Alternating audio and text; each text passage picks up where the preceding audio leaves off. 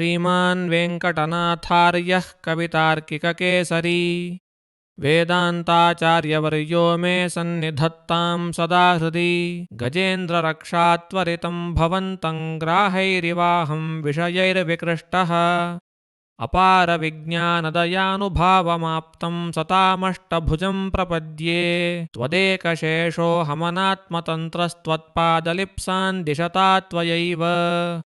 असत्समोऽप्यष्टभुजास्पदेश सत्तामिदानीमुपलम्भितोऽस्मि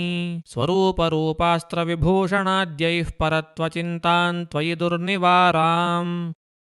भोगे मृदूपक्रमतामभीप्सन् शीलादिभिर्वारयसीव पुंसां शक्तिं शरण्यान्तरशब्दभाजां सारञ्च सन्तोल्यफलान्तराणाम्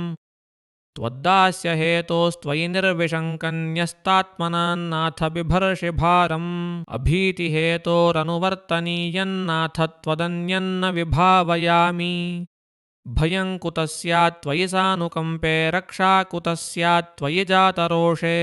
त्वदेकतन्त्रं कमलासहायस्वेनैव मां रक्षितुमर्हसि त्वम्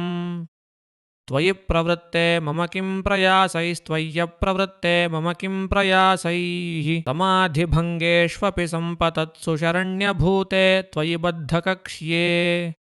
अपत्रपे सोढुमकिञ्चनोऽहं दूराधिरोहं पतनं च नाथ प्राप्ताभिलाषं त्वदनुग्रहान् मां पद्मानिषेव्ये तव पादपद्मे आदेहपातादपराधदूरमात्मान्तकैङ्कर्यरसंविधेयाः प्रपन्नजनपाथेयं प्रपित्सूनां रसायनम् श्रेयसे जगतामेतच्छ्रीमदष्टभुजाष्टकं शरणागतसन्त्राणत्वराद्विगुणबाहुना हरिणा वेङ्कटेशीया स्तुतिः स्वीक्रियतामियं कवितार्किकसिंहाय कल्याणगुणशालिने श्रीमते वेङ्कटेशाय वेदान्तगुरवे नमः।